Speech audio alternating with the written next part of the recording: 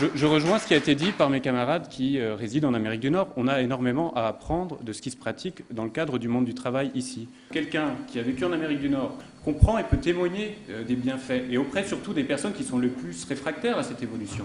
Un petit pas a été fait avec l'accord national interprofessionnel qui permet justement de mettre en place une souplesse avec l'accord des salariés et du patronat pour décider que finalement l'entreprise peut adapter sa situation au contexte du marché et ainsi empêcher des licenciements et adapter aussi la capacité de production pour pas que le coût soit trop important pour les entreprises. Parce que vous allez être en capacité de pouvoir dire j'ai une force de travail à proposer et dans cette confrontation avec votre employeur, vous serez en position de pouvoir réellement négocier quelque chose.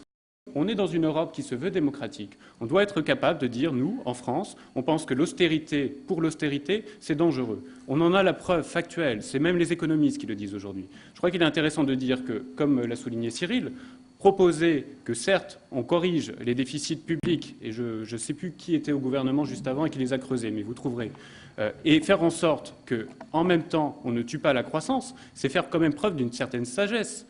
L'Allemagne a proposé une sortie de crise pendant les 4 dernières années et Nicolas Sarkozy a adhéré complètement à la position d'Angela Merkel. Malheureusement, les propositions qui ont été faites ont conduit, dans certains cas, à l'aggravation de la crise. Une rigueur budgétaire telle qu'elle a été appliquée en Grèce, telle qu'elle a été appliquée en Espagne, au Portugal, en Italie, n'ont pas du tout solutionné la crise.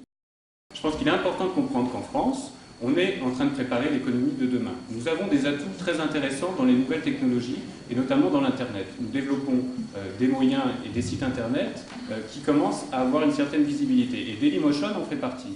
Vendre aujourd'hui Dailymotion à Yahoo.